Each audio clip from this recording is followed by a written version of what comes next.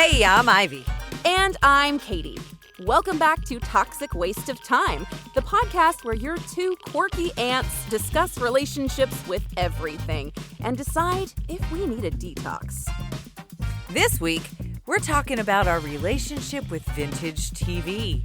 And Katie got me watching Season 1, Episode 1 of Charmed from the good old WB. Remember the WB? WB, yes.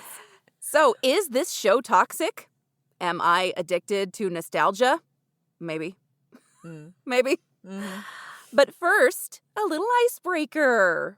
Dun, dun, dun. We'll make Katie, it quick. Spin the wheel. Okay. Oh, this ain't gonna be quick. This one's marijuana. Oh. Mary Jane. What's your relationship with marijuana, Ivy? And do we need a whole episode about it? She's my girl. Okay. I gather round. I smoked marijuana for the first time very young, and my brother gave me a joint, and I went to the lake with my friend Shelly. Shelly and I went down on the dock and we smoked this joint. We had no idea what we were doing. I was in the 7th or 8th grade, so I was 12 or 13. And we had no idea what we were doing. And we were like, well, that didn't do anything. We don't feel anything. Yeah.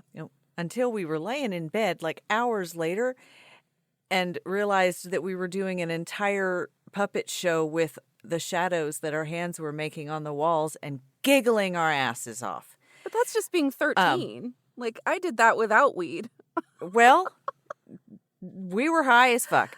And then we watched This Is Spinal Tap and my life changed. There you go. Yeah. So you can't watch that movie if you're not on a little something. So anyway, fast forward to now, I am still a partaker of the THC. However, when I got pregnant the first time and I stopped smoking, when I started smoking again, it made me a little paranoid. So yeah. I have to do a little, I'm a super I don't do, it doesn't take a lot, and I like the new ways of THC, like the edibles, the low doses of edibles. Right. I love the vape pens. They're my favorite thing. And I love going to dispensaries. It's so much fun and it's so cool. But here's one thing. And I'm not going to get all political or anything. But I think everyone who is in jail for marijuana-related charges needs to be set free, needs to be exonerated. Agreed. Because it was never, ever, ever a bad thing. It's a fucking plant that grows in the ground naturally. Like at some point it just popped up. So one might say that it came from God. Yeah. So yeah, that's my relationship with marijuana. I do think that perhaps 13 was too young, but whatevs, yo. Yeah. Well, I, for the record, we do not advocate illegal drug use on this podcast, but in our state, we have lots of forms of it that are legal, but it's a weird gray area is how it works. Like you can have the Delta 8 or the Delta 9, but if you have the real stuff, suddenly now you could get in trouble, but also nobody really cares. Yeah, nobody cares. Nobody. They got bigger fish to fry right now. Nobody cares anymore. Yep. And I mean, first of all, it shouldn't be illegal. It never should have. It never should have been illegal. Yeah. It is medicine, and whatever.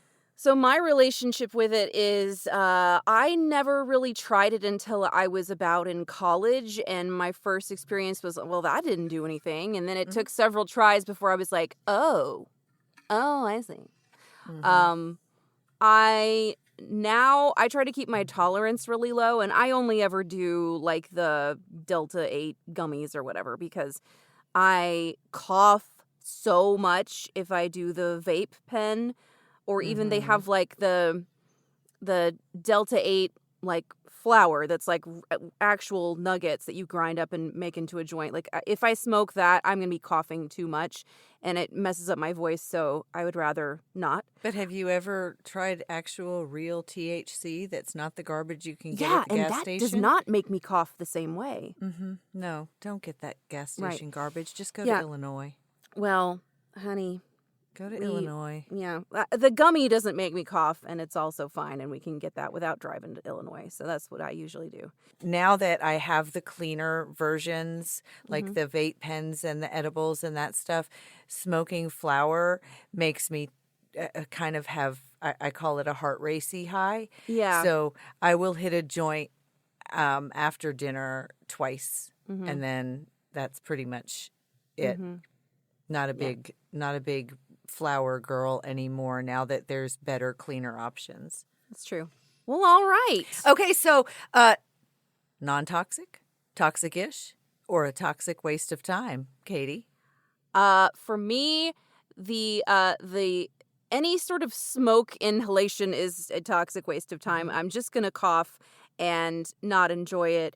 But if I can have THC in some sort of edible form or whatever, then legally, because to me it's not worth it to get the real stuff. If I can just get something close legally, then it's fine. It's helpful to me, so I feel like that's non-toxic for me. I could give a rat's ass about legally, but Maybe we don't say that on the internet. I do think, I'll say it again. I do think that it is toxic-ish because some people just shouldn't. Absolutely. Some people, and you don't know. See, the problem is you don't know if you're some people until you have tried it. So, it can be. But for you, for me you're not one of those personally, it's completely toxic-ish. Like, I'm not going to call it non-toxic. I'm not. It's not completely non-toxic because there are people who don't like that I like it. There are people who think that it's just toxic-ish. Yeah. Just like anything else. Yeah. All right, then. Well, maybe we should have a gummy before we watch the next episode of Charmed, because I feel like I would enjoy it even more. You might, but I'd rather hit my vape pen. The gummies are for airplanes. Gummies are for airplanes. What is our relationship with Charmed? Well, Ivy's never seen it before, so she is coming in with fresh eyes, and I'm excited to hear what she has to say. And aside from the hairstyles, I'm hooked. I knew you were going to like it. I knew. Well, I would say I'm a developing fan. I missed this one when it was originally on TV because the promos made it look so dumb, just so bad, that I was like, nah.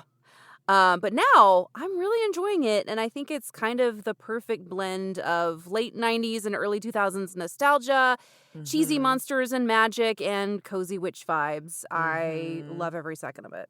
But for the record, I have not made it past season 3. So, and that's important. We'll talk about that later. Okay. Well, as far as the promos making it look dumb, I did think the opening sequence was I don't know that I would have. I don't know that I would have watched the show if those were what the promos were. And I remember knowing about this show, but I just never watched it. And if it had come on when I was a kid, I would not have been allowed to watch it. Exactly. Because it was witches. Because I was not allowed to watch Bewitched, and I was not allowed to watch I Dream of Jeannie. So anything that was, all of that stuff, I guess, the occult. So, totally. So let's get a little background for our listeners, Katie, who might be unfamiliar like I was. Yeah. So according to Wikipedia, Charmed is an American fantasy drama television series created by Constance M. Burge and produced by Aaron Spelling and his production company, Spelling Television. Originally broadcast by the WB From October 7th, 1998 until May 21st, 2006, the series narrative follows a trio of sisters known as the Charmed Ones, the most powerful good witches of all time, who use their combined power of 3 to protect innocent lives from evil beings such as demons and warlocks. Each sister possesses unique magical powers that grow and evolve while they attempt to maintain normal lives in modern-day San Francisco. Keeping their supernatural identities separate and secret from their ordinary lives often becomes a challenge for them, with the exposure of magic having far-reaching consequences on their various relationships and resulting in a number of police and FBI investigations throughout the series. The series initially focuses on the 3 Hollowell sisters, Prue, played by Shannon Doherty, Piper, played by who I called unknown throughout the script because I had no idea who she is. I think this is kind of the only thing that she's known for. Okay, her name is Holly Marie Combs, and I liked her. And Phoebe, played by Alyssa Milano. Of course. So Charmed has achieved a cult following, or perhaps an occult following. Anyway, when it aired on the WB with its first episode, Something Wicca This Way Comes, garnering 7.7 million viewers, breaking the record for the network's highest-rated debut episode, which I didn't know until I started researching this. Really? Yeah, I kind of, it felt like it was a flop based on the promos, but it was pretty poppin' when it came out. Well, Something Wicca This Way Comes, as soon as I saw that, I made a note in my notes that said, love it just as the title. Yeah, just at the title, I'm like, yeah, I love Something Wicca This Way Comes. There has been an ongoing debate about Charmed degrading and publicizing real-life witchcraft for quite some time. Tell me your thoughts on this. Some arguments have been that the Charmed Ones are too glamorous to be taken seriously. Glamorous? Seriously? Glamorous? Whoever said serious? Anyway, I wouldn't consider them glamorous. That their powers are much too Hollywood-like and lead teenage girls into thinking that witchcraft is merely a fashion statement. So let's give teenage girls some credit. They're not idiots, okay? Okay. They're not that dumb. That the girls are too focused on material possessions. And, I mean, maybe a little, but I don't know. There's a whole thing they explain in the next episode about how they can't use their powers for their own personal gain. It's one of the rules. Okay, so. But I would have gained something if I had accidentally, unintentionally strangled my boyfriend with his own tie. Sorry. I mean, I guess I'm taking a little loosely interpreted. Yeah. I would have gained some peace of mind. Right. Mm-hmm. Right. So I think there's a balance. Anybody with a brain can see that this is just a corny TV show, and keeping that in mind, I'm kind of impressed that it got anything right in regards to Wicca. Mm-hmm. The thing is, they totally could have just not brought Wicca into it. You know, Wicca is not the only modern witchcraft practice, and they could have just made up their own thing as a fantasy, but instead they tied it to an existing religion. And so, you know, that I'm not sure why they made that choice, but they did. As a teen, I would have been turned off by the whole concept of the show about witches. But now that my relationship with spirituality is more relaxed and open-minded, I am so here for it. I personally think that Charmed complements modern witchcraft and brings it out of the shadows. Sure. It makes it look fashionable, but also encompasses the subject of consequences. For sure. It keeps the Wiccan read intact and shows that modern women can be practitioners of witchcraft. Yeah. And I like that they stick to the read, at least the super short version, which is, "And ye harm none, do what ye will," because it would seem disrespectful to me if they're going to bring Wicca into the story and then negate that important tenet. Right. You know? It may be unrealistic, but isn't that entertainment? If people do get into Wicca through Charmed for the mere reason to freeze time, would they not move on to a new phase once they realize it just isn't going to happen? Maybe, but I'm continually amazed by the depths of people's stupidity. But I doubt that people are really going to do that and then rage quit when they can't freeze time. Like, and even if they do, that's their damn business. So whatever. I can't even tell you how many times when I was young I tried to talk to fire. The fire didn't listen to me. Anyway, weird. It listens to me. Fire it does? obeys my whim. Yeah, I'm a Leo. You can go like this and go move. I mean, even to this day, when we have fire pits, with you. we have fire pits outside, right? And if I want to stand in front of the fire, it's getting too close to me, I will put my hands out and be like, "Get back, fire." Sometimes it does, but sometimes it doesn't because it's fire and it's just going to move. Anyway, Charmed also touches back on past witchcraft and nature. I think it's a beautiful thing that fact has been melded together with sci-fi to create an entertaining show that has a deep element of truth. Yeah, nice. I agree. And I think it's neat. I've always been into that sort of fun and campy vibe, and I didn't realize that it had any level of esoteric accuracy until I started researching. Ivy, did you know that they had a real demonologist on staff? I didn't know demonologist was a thing. According to Wikipedia again, Robert Masello, an executive story editor for the series, credits himself as the only demonologist hired for a series in order to add his experience to the storyline. And it's pretty funny. Like, if you do watch more of this, you'll realize, like, the demons... Robert, what were you doing? What? Because I don't know where realistic comes into the equation ever, but... Good job, Robert, I guess. I don't know. Okay, on a side note here, because demons. Mm-hmm. Do you know, like, they do it, like, on Reddit and, like, on Instagram and stuff, when people are like, I thought something in my childhood was normal until I talked about it to somebody and they looked at me like I was crazy. So I had a sort of an experience like that the other day when I told my friend Jenna that my mom used to see demons run across the floor in our house. And she was like, what? Huh? And I was like, yeah, my mom used to be like, I just saw a demon. And it was usually like after one of us went and did something of the world and came back home. And oh my. Jenna could not let that go. Kind of like the look on your face right now. To me, that was just my mom. She saw a demon. We're going to have to unpack that later. My mom saw demons. Well, I have heard that the show becomes increasingly cheesy after Shannon Doherty left.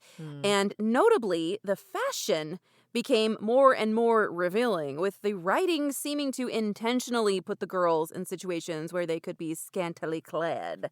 So that is a major criticism of the later Interesting seasons. That that's what happened in the early 2000s.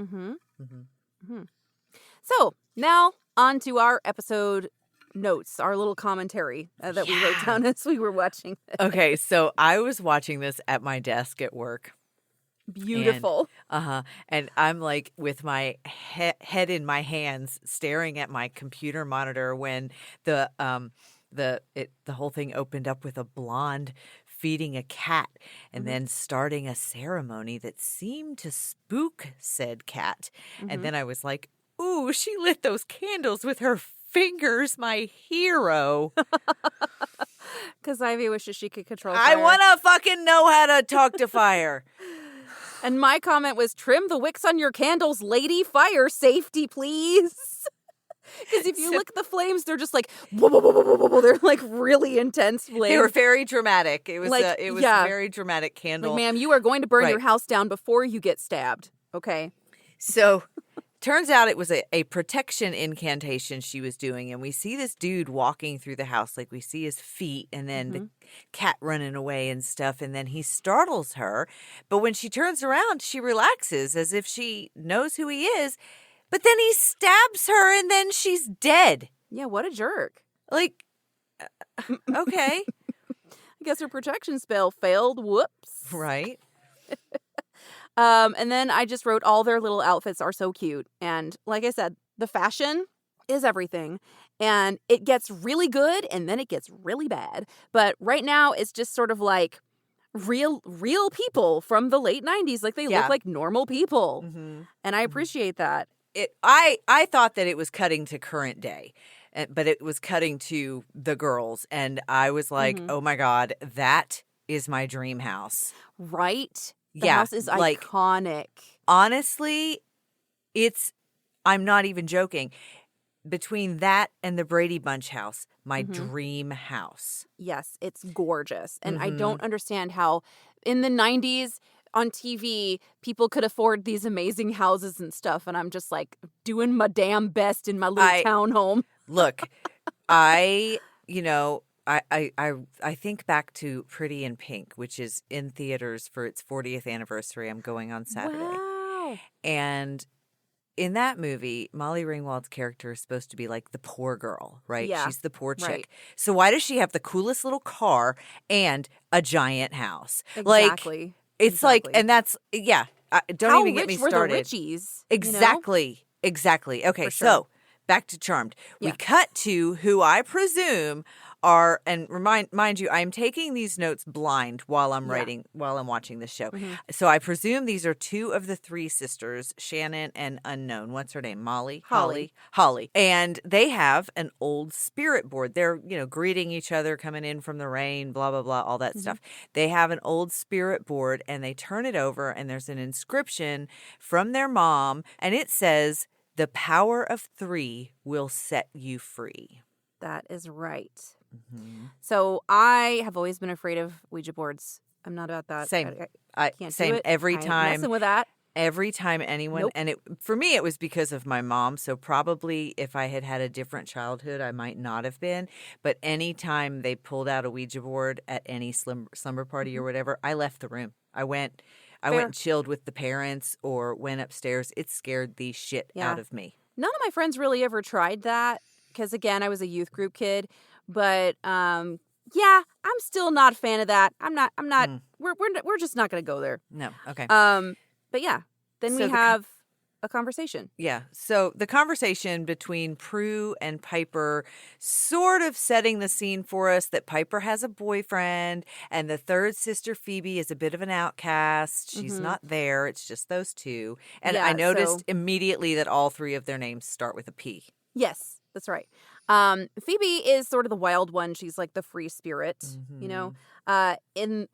There's a later episode, I think it's episode 2, where Piper says to her, "You've never been afraid of anything, Phoebe." And she's like, "Yeah, well, that gets me into trouble sometimes." Yeah, the youngest one. So the two sisters argue over Piper telling Phoebe that she can move in with them in the house that Grandma left all three of them. So, of course, she can. Prue, who appears to be the serious sister, kind of bitchy, just like any other Shannon Doherty character, doesn't like it. But she doesn't like much. Right? But then in walks Alyssa Milano, who is Phoebe. So my take is Piper is the peacekeeper, Phoebe is the wild one, and Prue is the serious sister. So I have gotten the dynamic. Yes, and you keep forgetting Holly's name because she's the middle sister, just like me. I too. Oh, you're the middle? I thought you were the youngest. No, I am the middle. I have an older brother and a younger brother. Yep. Okay. So, yeah, Prue can be a biatch sometimes. She is sometimes criticized for that by the fandom. But Piper just takes her purse to pay the cabbie. So, I kind of get it. Her younger sisters are fucking around sometimes, And then they do explain later that she had to raise them when their mom passed away. Prue did. And so she lost her childhood to take care of them. And I saw that part. Yeah. I mean, of course I saw that part. I saw the whole thing. So the opening sequence comes after all of what we've just talked about. And it was, to me, it was just too serious and mature. Like the hairstyles, they all have old lady hairstyles to me. But I understand the 90s and the 2000s. I just wasn't really that into the hair. So the hair changes, obviously, but okay. So then, so we flash to the the TV where the two cops are at the scene of the crime. So I find out that is not their mother. And the two cops are, chatting back and forth, and it looks like one of them believes in the occult and the other just thinks it's cute. Yeah. A little bit of a Mulder and Scully thing going on with the cops. But I think the one that doesn't believe in the occult or doesn't take it seriously says, the murderer is killing cultists. Like, way to jump to conclusions, bro. And then the other one correctly points out, she was alone. Like, she's a solo practitioner. How can she be in a cult if she's alone? Shut up. The cops are interesting. And this is when I figured out that the blonde was not their mom, and this was a fresh murder that they see on the news, and one of the cops appears to be Piper's boyfriend. Yep. I noted that the girls have really good sister chemistry, I think. I think so. That's always been a strength on the show. They're sort of like really quick banter, and just their ease of being together is good. I do know that Holly Marie Combs and Shannon Doherty were friends before they were being cast on the show. Oh, so that probably played into that, but we're going to talk about that some more later. Okay. Yeah. So, they all used to play with, and I'm quoting, play with the Ouija board, but Phoebe has always moved the pointer. That's what both sisters said. She's swearing to God that she's not moving the pointer. Both of the sisters are like, yeah, you always say that. And then Piper sees it move without her hands on it. But of course, Prue has already stormed off, so she doesn't see it. Yeah. She is a stormer. And then they go to the attic. Yeah, because the pointer spells out in all caps, of course, ATTIC, which spells attic. And I was like, ooh, it says attic. What is going to happen? So, okay, Phoebe is the bomb, and she is not going to ignore it. The other sisters want to, leave, right? She is not going to ignore it, and she goes to the attic that Prue and Piper note that they have never been able to get open in the 3 months or so that they've lived there. And Phoebe tries to open it. It doesn't open, and then all of a sudden the door just opens for Phoebe. Yeah. And then there's this shot of her walking into the attic, and there's like a magical light hitting the chest in the attic. It's so corny. I love it, though. But then she picks up this old creepy book and just reads it out loud. Like, bitch, have you not seen Evil Dead? Why would you pick up an old book that has creepy inscriptions and just read them aloud? Who just reads things aloud when they're alone and they're not getting paid for it in their closet? Well, and then I wrote, oh, snap, that attic is cool AF. And it really is. Phoebe has just the right amount of fear. And so she finds the Book of Shadows. Nice. And so that's when I realized that they don't know they are witches yet. Yes. They have no clue yet.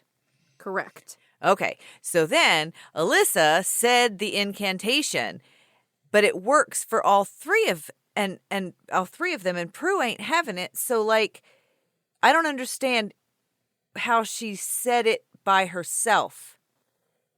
I thought for the incantation to work for the power of three, they would all have to say it at the same time. Sort of. Their powers work individually, but they're stronger together. And usually when they have to banish some big deal evil, they have to be all three of them together to do. But none of them spell. had any powers until she said that, until she did the incantation.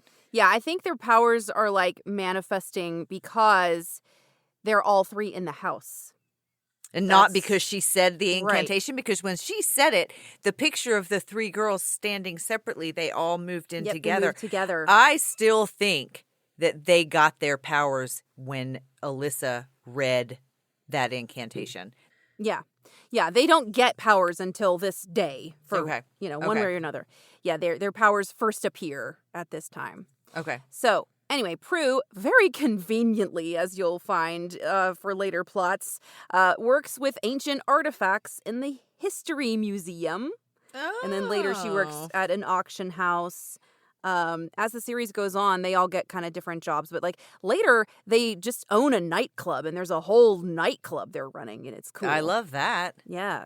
Okay, but what I don't love is that at this point in the episode, my thought was, oh, fuck, the killer is totally Piper's boyfriend. I can see it all over his greasy ass. But Prue is kind of a hardcore badass.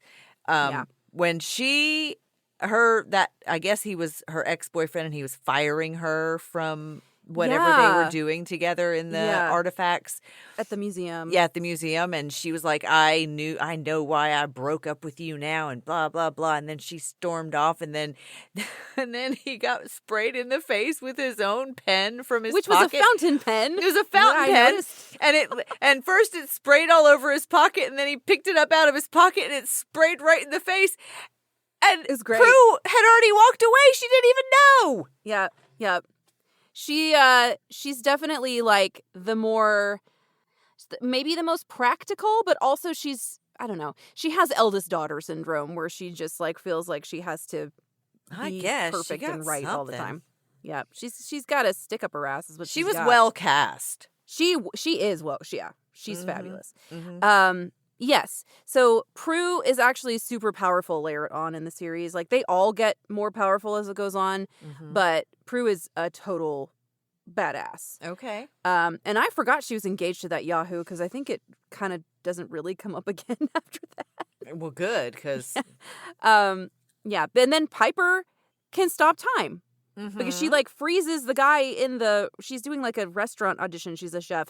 She freezes the guy because she forgot to put the wine in the sauce, and then she like puts a little bit on his little. But then her reaction to that whole thing was not really what I would expect, where she, instead of thinking, holy shit, I can stop time, and just like standing there freaking out like I would have done, she's like, ooh, seize the moment, time to add the sauce. Yeah. Brilliant. Yeah. Brilliant. So far Piper's my favorite. Really? Okay. So far, Prue's power is fucking shit up with her mind, and Piper froze the chef in time with her mind. So it's all right. So overpowered and crazy good. Like if you really think about even, and it shows later, she can't freeze time like on all of the planet. Like it's just kind of in one room. Where she is. Right. She's not freezing time. Yeah. She's just freezing she's this freezing little area. A moment. Right. Yeah. And then it kind of catches up. Right. And then that guy, it cuts back to Prue at the museum, and her dumbass boss / fiance says, like, I hope you don't have any office supplies in your purse. You fucking fuck off. Yeah. What a dick. Yeah. Yeah. I mean, I said the same thing. You're like, we fucking hate this guy. So far, I don't like any of the guys except for that Andy fella that comes along later. Well, you're in luck. Okay. All right. Because Andy sticks around for a second, at least. I know. Well, that's the thing. We didn't even tell the listeners that when he said that shit to her about supplies in her purse and she left, she strangled him with his own necktie, unbeknownst to her, and he had to cut it off with the scissors from his desk drawer. Yeah, he was like gonna die. Yeah, like Prue's old boyfriend is a dick, and he deserved that tie thing. But dang, Prue, can you stick around just once to see your own power? She's very much the storm off girl. She's a stormer offer. That's what I said earlier. She's a stormer offer. And yeah, that Jeremy, he gives me the ick. I don't like Jeremy. Jeremy gives me the ick. Correct. We're gonna see many toxic boyfriends, if I recall. Some last longer than others. And there is one later on that is sort of a fan favorite in the series, but it's one of Phoebe's boyfriends. His name is Cole. So, okay. All right. Yeah. Well, gross. I hate Jeremy. And that fucking oily motherfucker, he said, soon you will be on top. And I'm like, shut up, pig. Yeah, gross. Uh-huh. Gross. In terms of toxicity, so like, I feel like this show is really pretty good about not romanticizing toxicity in the sisters' relationships. And they're pretty sex positive, which is, at least for the time, you know. Okay.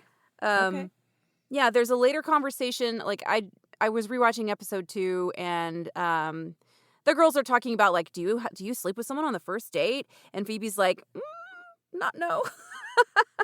And the other girls are like, what that you shouldn't do that. And she's like, maybe, you know. So at first I didn't understand Phoebe's power at all. Like I was like, can she see the future? But I didn't like at first I was like, wait, what's happening here? When I was watching that whole scene when she was riding her bike and she saw the two skateboarders. Yeah. And then the car was coming at them, but that was her seeing it before it happened. Right. And then she rode over there to, I guess, get between the car and the dudes. And she She saved him. She wrecked her bike and went to the ER is what but she saved the kids. Right, exactly. Yeah. So yeah, you did understand. It was just like not really spelled out. It took me a minute. Yeah. She cannot really control when that happens as much. At least she says she can't. Okay. But she sort of can sometimes. Okay. She can like do it slightly intentionally. Okay. But at least Piper seems to be able to control her power the best at first and she even does the thing with her hands where she's like, and it stops, Okay. Which is neat. Well, anyway, when fucking Andy was like, "You can call me Inspector," I did not. I was do Inspector Andy do. Did you? It took me a second when I looked in your notes. Like, what is Doda Doda Doda? Inspector Gadget do. That's right. So yeah, the background with him is that Prue and Andy dated in high school. Oh. And they're kind of on and off on the show. Okay. So they have a little bit of history. It's not like she's never met him, but now they're adults. Okay. So, yeah. And I loved the scene in the Walgreens. Same. That was hysterical. Where Prue was just Prue had to go. We need to catch the listeners up here. So Prue had to go and pick Phoebe up at the hospital after the bike wreck from her saving the skaters. Mm-hmm. And then Inspector Andy came in and they ran into each other. And then Prue had a terrible headache after the whole ordeal. So it wasn't, it's not like Prue wrecked her bike and landed on the concrete. I know, but Prue makes it about her so much. So much. So Shannon.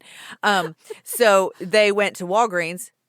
Do we know it's a Walgreens? No, I just called it a Walgreens. Okay, they went to a pharmacy and this is where the pharmacy scene happens. Yes. And my favorite line in that scene was, Phoebe says, "Are you okay?" And Prue says, "No, I'm not okay. You've turned me into a witch." It's great. It's great. Okay, so someone said something about being witches, and I just wrote, "You were born one, we all were." Was that my girl Phoebe that said that? It sounds like that was her line, yeah. Mm-hmm. She's the most open-minded, just willing to kind of accept. She goes with the flow. She's like, yeah, okay, the universe is telling me to do this. Sure. Right, so okay, bad witches and warlocks kill good witches to obtain their powers. That's cool, right?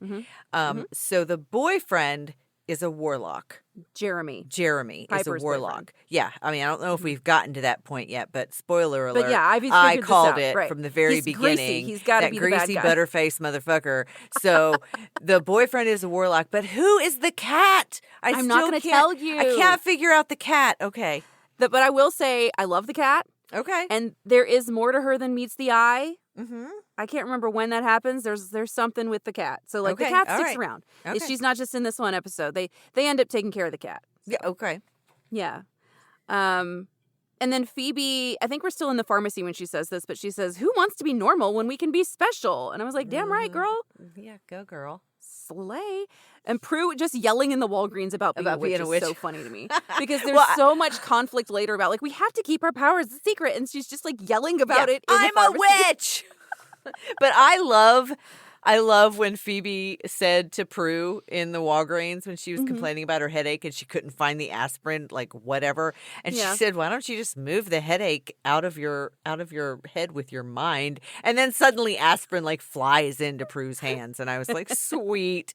And the sisters bonding in the drugstore about their dead to Prue dad was cute.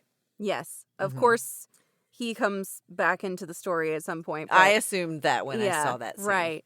So their dad is just sort of invisible to them. And then Piper ends up on a date with Greasy Jeremy, and he's just like, come with me into this weird, creepy, abandoned building. Yeah, what was that about? Secret.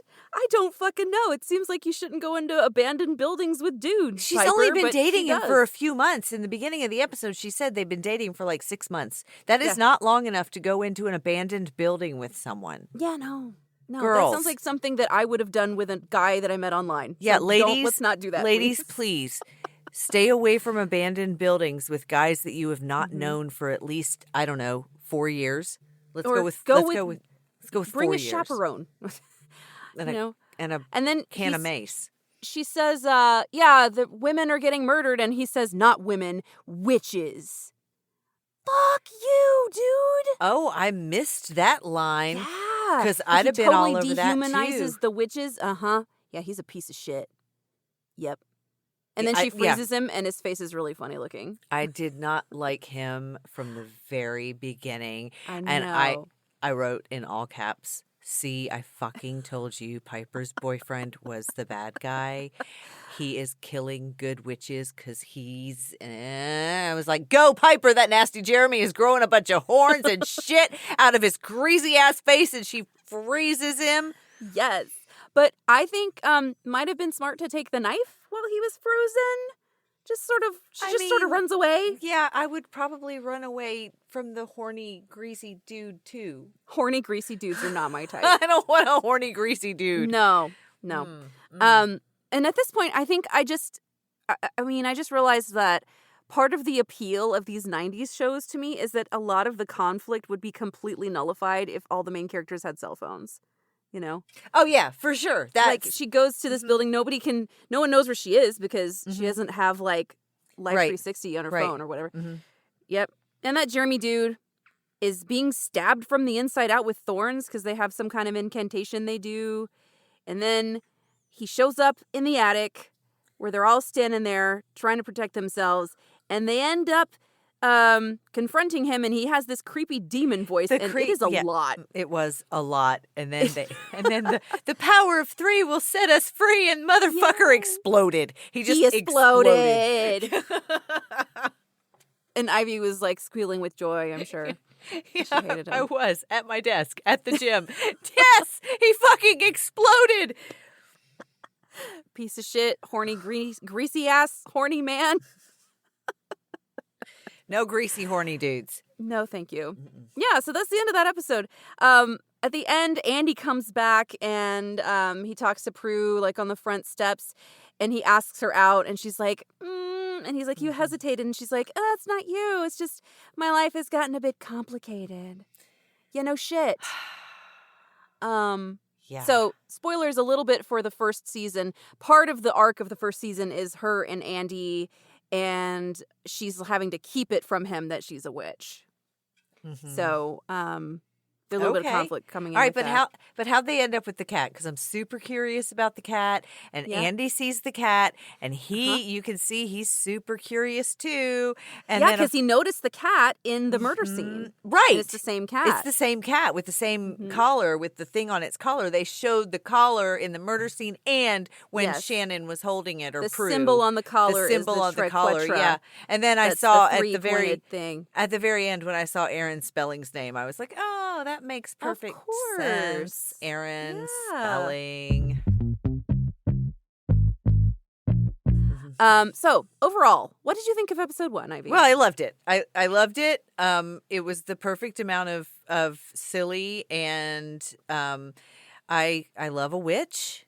Yeah. I love female on male violence, like not like violence, you know what I mean? But like, I loved that Prue was able to, with her mind, do the things that we've all walked away from some wishing you could choke the guy with his tie. Yeah. Mm-hmm. I loved this. I loved this little show. I was like, after I watched it, I was like, I want to just let it keep playing, but I should probably do my job since I was at my job watching it. Mm-hmm. So, Charmed, is it toxic from what we've seen in this first episode? No, I think it's non-toxic. I don't even think it's toxic-ish. And it's definitely not a toxic waste of time because it was fun to watch. Yeah, it was delightful. I don't think it's really toxic in my opinion. Of course, we may have a different discussion later. Sure, but I also do think it's pretty geared toward girls. Oh, for sure. Like younger girls. I don't think this would have, and probably because when it came out, was right after I had my first child. Mhm. So that was around the time that I started just watching whatever my husband put on the TV. Yeah. And you had other things on your mind. Well, it's just that Yeah. I watched sitcoms. Yeah. Like that's what I watched. Yeah, and this all is a of my drama, life. but it's And this kind is of a an light drama. hour-long drama, Mhm. and that wasn't kind of the direction that I went with television at the time. Yeah, well, it's what do they call it? I mean, it's kind of a monster of the week sometimes, you know. I don't Other know what times that there's means. more of a series arc. Monster of the week is just sort of a TV format where it's like, okay, here's our heroes. There's a bad guy, and they kill him by the end of the episode, and it wraps that up. See you next time. You know. Okay. Some of them are like that, and Okay. others is more of a longer story arc. So there's a mix. Okay. But again, I don't think this show is toxic. I do wonder about my relationship with watching nostalgic 90s TV, though. We'll talk about that in a second. But again, for this show, I've only seen through the end of season 3, which if you are a fan of the series, you know that is the turning point. Because after that, Shannon leaves the cast. And this is where it gets interesting. So when Shannon left 90210, 90210 got better, in my opinion. So yeah, after Shannon leaves the cast, there is some behind-the-scenes drama. Yeah, and that apparently is where the toxicity creeps in. Shannon was previously fired from 90210, and she left Charmed after season 3, saying at the time that it was her choice. I think she said that about 90210 too. But there were also rumors that behind-the-scenes drama between her and Alyssa was the real issue. And before her passing in 2024, Doherty brought her side of the story to light. I did not read all the articles, but it sounds like there was indeed drama and toxicity because there was some kind of on-set mediator, and it sounds like Milano gave Aaron Spelling an ultimatum: lose Shannon or lose her. That's interesting to me. Yeah. I'd like to know Alyssa's side of that also. Yes. This is a big thing in this community. Is like there are hour-and-a-half long videos on YouTube of people like deep diving on this shit. So if you're interested, you can go down that rabbit hole. Milano did come out with a statement, but a lot of fans found that unsatisfying. You know, Doherty in her response prior to her passing was that no, it was not voluntary for her to leave, but she was kind of like not given a ton of a choice. Was Alyssa more famous at the time? Because like I know was hotter. Okay, because all I know of Alyssa Milano is Who's the Boss? Yeah. And then she played the chick that shot that woman in the face. I don't really know anything else that Alyssa Milano did. Shannon Doherty. Well, she was on this show for like 9 seasons or whatever, you know? So she did Charmed was a big thing in her career. But like, I think that the issue... But Shannon already had a bad reputation. Yes, and that's why at the time, her agents told her, you better act like you chose to leave because you won't get, you know, you're going to be like blacklisted from acting if it comes out that there was anything else. But it sounds like, according to Shannon, that it was legit a toxic environment for her because of the drama behind the scenes. She and Holly Marie Combs were friends prior to the show, as I said, and they remained friends afterward. So whatever happened with Milano, it sounds like somebody was toxic. I'm not sure. I wasn't there. I haven't done the deep dive, but I might. But anyway, the show. I don't think the show is toxic, but there may have been some behind the scenes. So yeah, anyway, this show I think is pretty harmless, at least from what I've seen. Yeah. I am going to re-watch all of it, and then when we get into the later seasons, I might change my opinion. But I'd love to revisit this series in another podcast with you, Ivy. What do you think? I would love that. I loved it. Yeah. It was cute. I thought so it maybe was really we'll good. do like we'll choose, you can watch whatever you want of it, and we'll just choose an episode, like, you know, an important episode from each season or so, and we can do that way. Maybe we'll do the same thing with Facts of Life. We can go back and find some important ones. We can pick some, and if there's background that you've missed, I'll try to catch you up, because I'm going to rewatch the whole thing. Okay. Yeah. Okay, So I guess I do need to ask myself, though, because our podcast is about relationships and toxicity, right?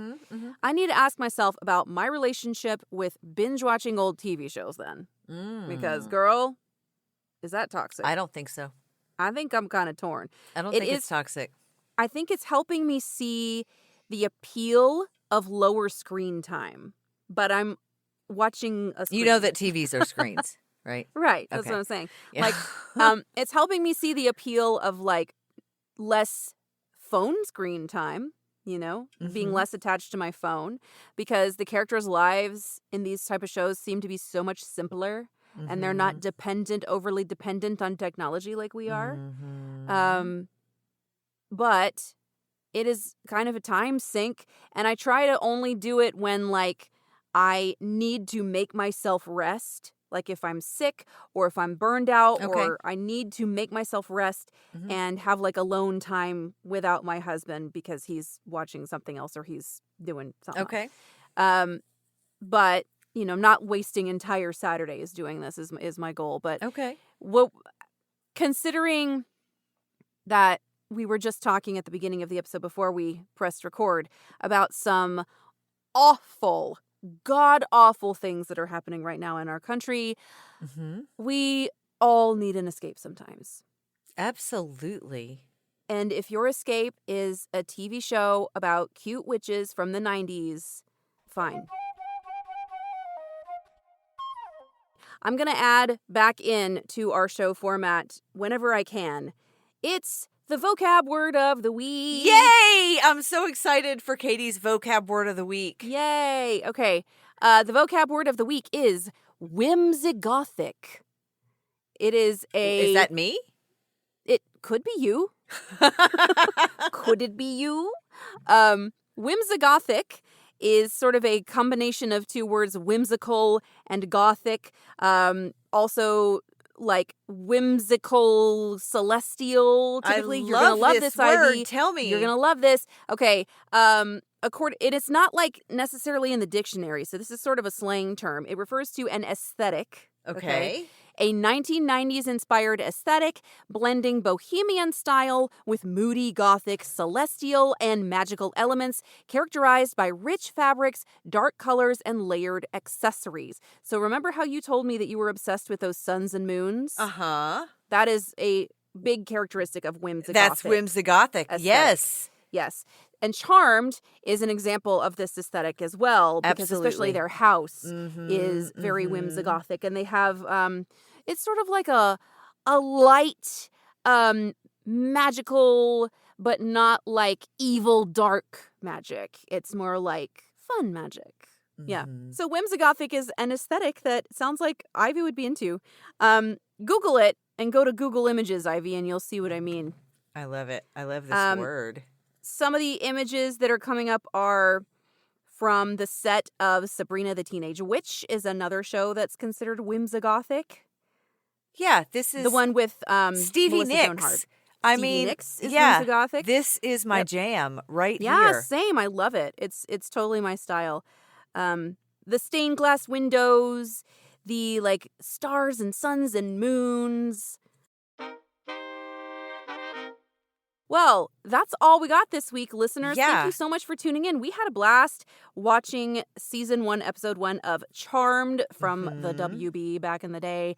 We're going to continue with this because it's fun for us. But please let us know what you think. If there's a show you want us to watch and talk about in our Toxic TV throwbacks, let us know. If you want to send us an email, you can email us at contact@toxicwasteoftime.com. You can also go to Facebook and look up Toxic Waste of Time and give us a follow and a comment and a like and a review. We would love for you to check out our Instagram. Every week we post a soundbite of our upcoming episode to get you a little appetizer, if you will. Yeah, and, a little teaser. And we would love it wherever you get your podcast. If you could just give us 5 stars and write us a review. It would really help our algorithm and get us back out there. And we would love to hear from you. Yes, please. All right, listeners, be sure to join us next time when we will be talking about our relationship with teachers and teacher relationships. And boy, do I have some stories on that one. We all had teachers, good, bad, and sometimes ugly, I guess. Well, that's kind of hard to say. But we're going to break it down. We will see you guys next time. Next time, we're going to talk about our teachers. I'm excited about that. Yay. I might talk about my students. Oh, yeah, well, Katie was a teacher. Yeah. And I once inherited my teacher's dog. Oh, wow. That'll be, all right. Well, that'll we're be a going to great hear about conversation. that. Yeah. Cool. Can't wait for that. I will see you next time, Ivy. All right. Thanks. We'll see you later. Bye-bye.